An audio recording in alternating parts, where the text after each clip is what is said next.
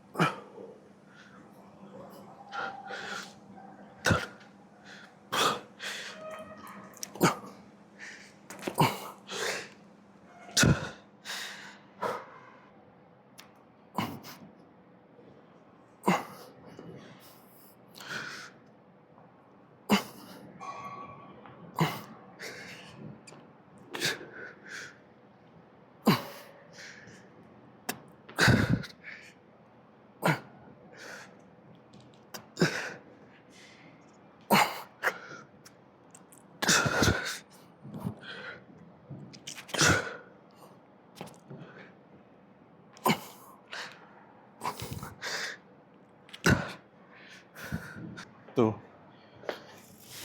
ये इसके 2 सेट करते हैं फुल स्टैक, क्योंकि ये डबल पूरी सिस्टम है तो वैसे भी वेट हाफ ही रहता है ऑब्वियसली। तो जिम अगर देखा जाए तो बहुत ही ज़्यादा बोरिंग है, रीज़न बीइंग कि आपको रिजल्ट्स बहुत स्लो दिखेंगे और प्रोग्रेस भी स्लो हो जाएगी और रिडंडेंट रहती है हर चीज़, राइट। तो इसलिए मोस्ट लोग गिव अप कर देते हैं जिम में, क्योंकि वो इनर आपको मज़ा आना चाहिए भले वो कितनी भी रिडंडेंट हो, राइट। अब कोई चीज़ आपका जैसे मान लो फेवरेट फूड है, ठीक है, तो अगर आप उसे खाएंगे अब बोर तो होंगे ना आप, जब भी खाने की कोशिश करेंगे तो आपको अच्छा लगेगा ऑब्वियसली। तो सेम चीज़ इसके लिए भी है कि भले बोरिंग है चीज़ें लेकिन स्लो स्लो रिज़ल्ट मिलता है और फ्रूटफुल रिज़ल्ट है वो। तो अगर मज़ा आ रहा है तो आई थिंक रेगुलरली करने में कोई भी यानी दिक्कत नहीं आएगी। पर अगर फोर्सफुली जिम जा रहे हैं और मज़ा भी नहीं कर पा रहे हैं तो यानी कुछ प्रॉब्लम हो सकती है।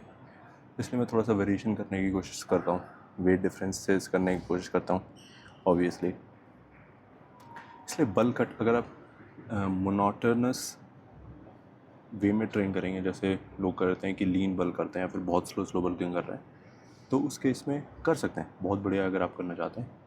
पर उस फेज़ में क्या होता है कि आप स्ट्रेंथ नहीं बढ़ती है तो आपको लगता है कि यार धीरे धीरे कर रहे हैं, तो बहुत ज़्यादा उसके लिए बहुत मेंटली स्ट्रांग होना चाहिए आपको, कि पता होना चाहिए कि ठीक है मैं डेली कर रहा हूँ, 1 साल तक करूँगा, बहुत स्लो स्लो प्रोग्रेस होगी। पर अगर आप जैसे बल्क करते हो तो बल्क में थोड़ी प्रोग्रेस आपको दिखती है, थोड़े वेट लिफ्ट करते हैं तो आपको थोड़ा फील गुड होता है, तो आप थोड़ा और मोटिवेटेड रहते हैं जिम आने के लिए। फिर आप जब कट करते हैं तो आप देखते हैं कि आपकी बॉडी फैट थोड़ी मसल अच्छे से निखर के आ रही है, तब वो थोड़ा सा मोटिवेशन रहता है। तो ये कंटिन्यूस मोटिवेशन बल्क कट में एक फैक्टर है कि लोग क्यों करते हैं। तो इसका फर्स्ट सेट करते हैं, उसके बाद फिर चलते हैं।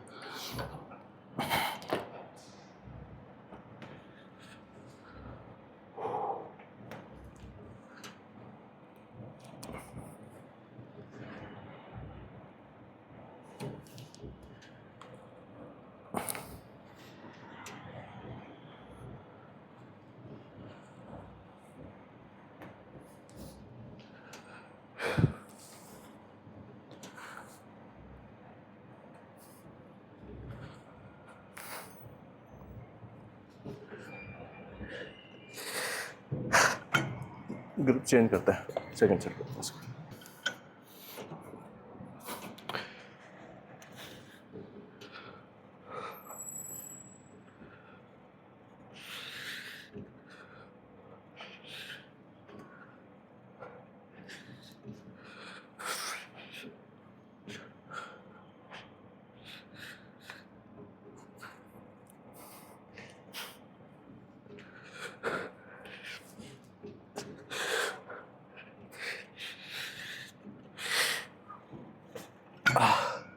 तो ऐसे में कल सोच रहा था कि हम अगर डेली देखें तो हमें लाइफ में कोई भी चेंज नज़र नहीं आएगा, सिग्निफिकेंट चेंज नज़र आएगा या फिर थोड़ा चेंजेस भी नोटिस नहीं होंगे।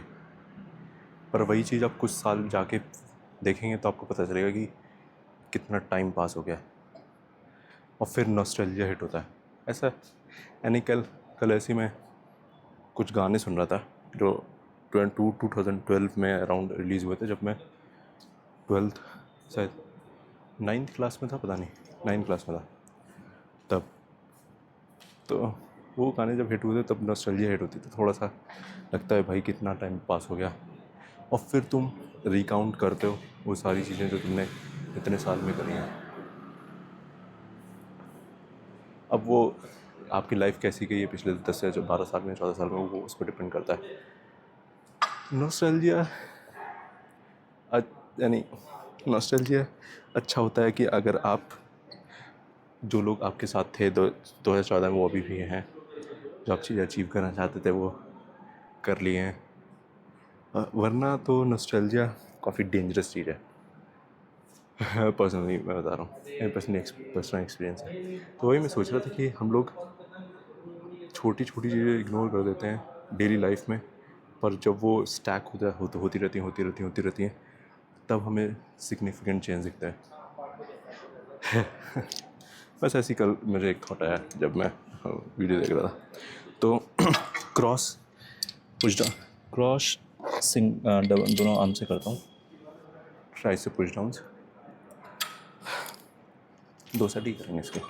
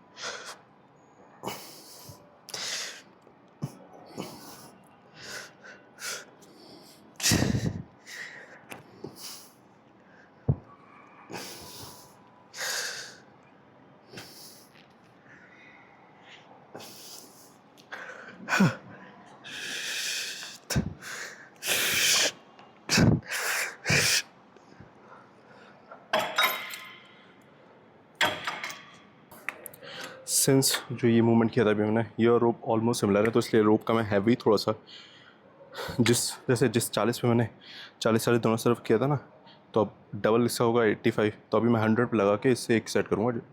उसके बाद मूव करेंगे ओवरहेड एक्सटेंशन के लिए। तो इसमें वही स्लो कंट्रोल और नीचे थोड़ी देर रोके रखना है।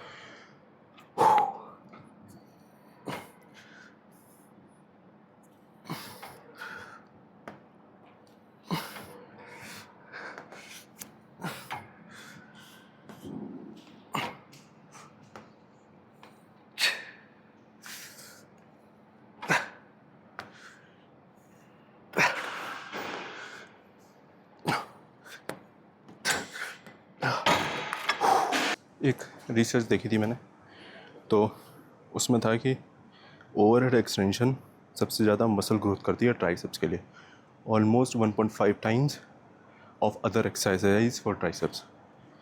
तो अगर जिम आ रहे हैं तो ओवरहेड एक्सटेंशन तो करना ही करना है। अब वो आप चाहे रोप से करें, क्लोज ग्रिप से करें या फिर इससे करें, जैसे भी आपको मज़ा आ रहा है, पर ओवरहेड एक्सटेंशन लॉन्ग हेड के लिए टारगेट करती है, पर ओवरऑल ट्राइसेप्स के लिए। पर ऐसा नहीं है कि इसमें सबसे ज़्यादा मसल ग्रोथ होती है तो आप यही सिर्फ एक्सरसाइज करेंगे। I think a good variation of exercise is good, इसलिए मैं जो डिफरेंट वेरिएशन है वो करता हूँ। तो इसके 2 या 3 सेट करते हैं। 2 सेट करेंगे क्लोज ग्रिप और फिर थोड़ा सा ऊपर करके थोड़ा सपोर्टेड से हैवी वेट करने की कोशिश करेंगे। तो इसका फर्स्ट सेट करते हैं।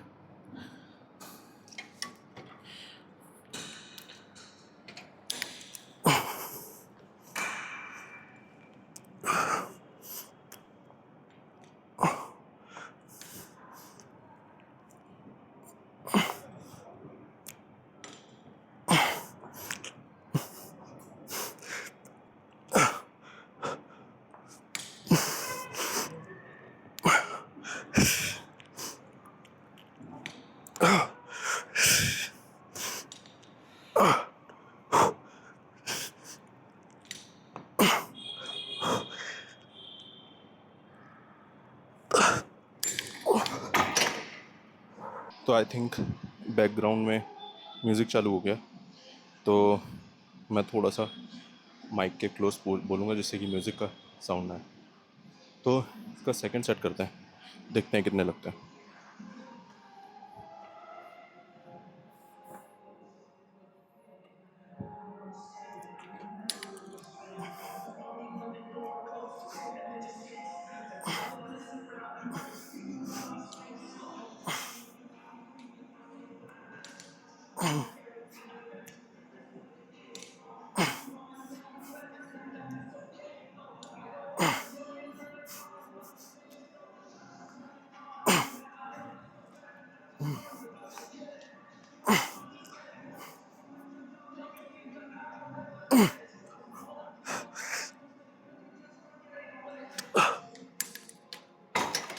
तो ये जो सेट है ये मैं as a type of cheat मारता हूँ। इसमें मैं वेट काफ़ी इंक्रीज़ कर लेता हूँ और यहाँ पे हिप्स रखता हूँ जिससे कि हिप्स पे थोड़ा सपोर्ट मिले और kind of an overhead extension भी रहे। तो इससे थोड़ी हेल्प मिलती है क्योंकि जैसे जब मैं थोड़ा सा नीचे रखता हूँ तो नीचे से पूरा उठाना पड़ता है तो उसमें थोड़ी दिक्कत हो जाती है। तो हैवी वेट हो तो हम नहीं उठा पाएंगे, तो इसलिए मैं थोड़ा सा ऊपर कर लेता हूँ तो जिससे कि हेल्प मिल जाए और एकदम से पीछे रख आराम से रख भी सकते हो तुम अगर ज़्यादा हैवी उठा रहे हो तो इसका एक ही सेट करेंगे क्योंकि सिमिलर मैं 2 ऑलरेडी कर चुका हूँ। एक सेट करते हैं उसके बाद हैवी पुश डाउन के 2 सेट, फिर चलते हैं डायरेक्टली शोल्डर्स पे।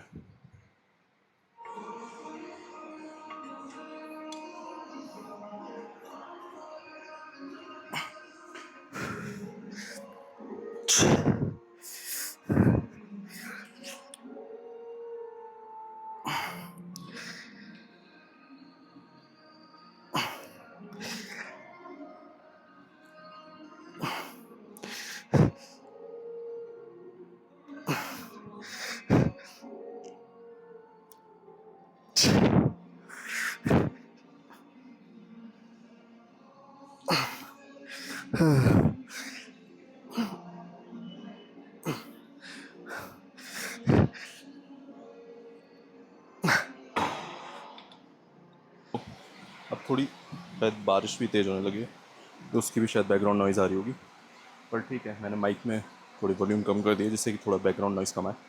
तो अब पुश डाउन में सेम चीज़ मैं यानी हैवी करना चाहता हूँ इसलिए मैं पुश डाउन करता हूँ। बस टेक्निकली देखा जाए तो इससे पहले मैंने रो पुश डाउन करे, उसके बाद मैंने ओवर एक्सटेंशन करे, तो तुम वहाँ पे भी छोड़ सकते हो पर अगेन ईगो सेटिस्फाई करने के लिए obviously there is nothing wrong. अब मैं 2 हैवी सेट लगाऊंगा ऑलमोस्ट फुल स्टैक, उसके बाद चलते हैं शोल्डर लगाते हैं। इसमें कोशिश करूँगा कि मैं ज़्यादा स्लो तो जा नहीं सकता हूँ क्योंकि ऑब्वियसली इसमें मैं इतना ज़्यादा फॉर्म नहीं देखता हूँ। फॉर्म इतनी होनी चाहिए कि असर पड़े पर इतनी स्लो नहीं होनी चाहिए कि तुम लगा नहीं पा रहे हो 3-4 रेप्स भी। तो इसलिए मैं फॉर्म पे इतना ज़्यादा फोकस नहीं करूँगा, पर ऐसा भी नहीं होगी हिस्ट्री करूँगा। तो इसका फर्स्ट सेट दिखता है।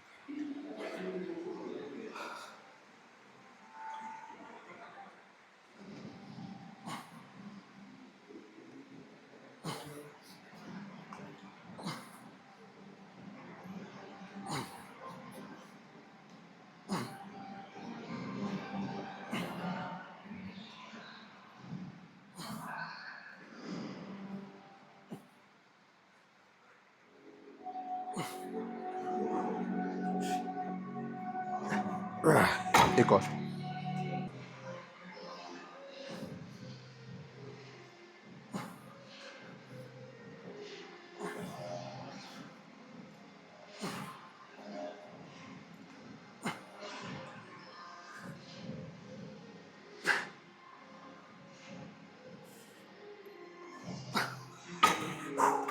जो मैं अभी इससे पहले नॉस्टैल्जिया की बात कर रहा था ना, तो प्रॉब्लम नॉस्टैल्जिया से क्या है कि हम लोग सिर्फ उसको लिव कर सकते हैं थ्रू द मेमोरीज,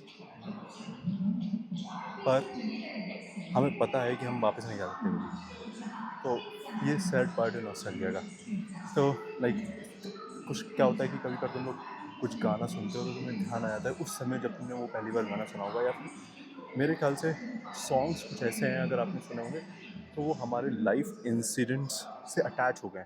तो एक सर्टेन पॉइंट इन लाइफ तुम टाइम ट्रैवल कर सकते हो थ्रू म्यूज़िक। ये फन पार्ट भी है और ये सैड पार्ट भी है। सैड पार्ट ये है कि फन पार्ट ये है कि तुम थ्रू मेमोरीज तुम उस पॉइंट ऑफ पीरियड टाइम को थोड़ा लिव कर सकते हो।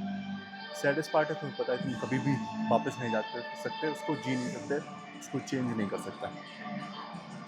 पर क्या बोल सकते हैं, ये लाइफ है, एक ही लाइफ है, तो उसको हम वही जी सकते हैं। तो इसलिए मैं यानी अब थोड़ी सी कोशिश करता हूँ कि अभी के अभी प्रेजेंट में ही इतनी अच्छी मेमोरीज़ बनाऊँ या फिर उसको इतना लिव कर दूँ कि फ्यूचर में अगर मैं नॉस्टैल्जिया में ना जाऊँ। ऑब्वियसली मिस्टेक सब करते हैं मैंने तो इतनी मिस्टेक करी है, मैं रिकाउंट भी नहीं कर सकता हूँ। मैं क्या ही कर सकता हूँ, मैं कर सकता हूँ कि जो अब मैं करूँ वो इतनी ज़्यादा मिस्टेक्स ना करूँ। ऑब्वियसली मैं भाई कोई परफेक्ट नहीं, मैं खुद नहीं कर, मैं परफेक्ट क्या, मैं तो बहुत ही ज़्यादा इम्परफेक्ट हूँ, पर हमारी कोशिश तो यही रहनी चाहिए कि हम लोग कितना भी इम्परफेक्ट से दूर रहें, परफेक्ट की ओर जाएँ या इम्परफेक्ट की जरूरत से दूर रहें। तो शोल्डर प्रेस का वार्म मैंने ऑलरेडी कर लिया है। शोल्डर प्रेस के साथ मैं एंटीरियर डेल्ट्स भी करूँगा, फ्लाइज, पर मैं उसको फिल्म नहीं करूँगा क्योंकि वो फिर मैं बार बार सुपर सेट करूँगा, उधर जाऊँगा कैमरा से फिट करूँगा, इससे बढ़िया मैं बस इसको फिल्म करूँगा और सुपर सेट साथ में कर रहा हूँ एंटीरियर डेल्ट्स को। इसका डायरेक्टली पंप चेक करता है। तो इसका 30 से स्टार्ट करेंगे, देखते हैं कितने लगते हैं। एटलीस्ट सोचूंगा कि एटलीस्ट 10 लग जाए, फिर देखते हैं कि क्या है आगे।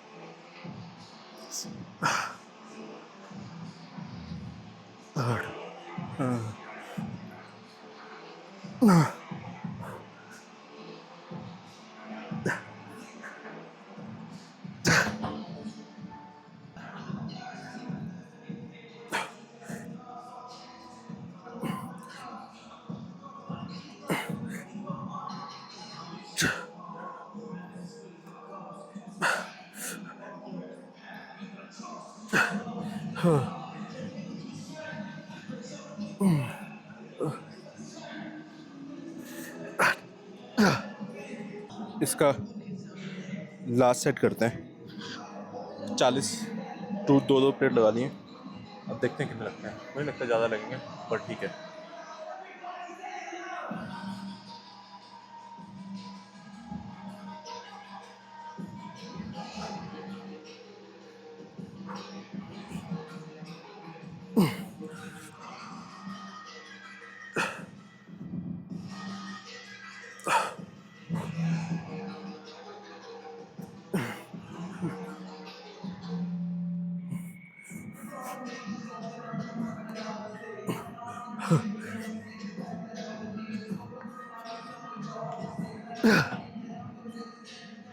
हाँ, पंप चेक करता है।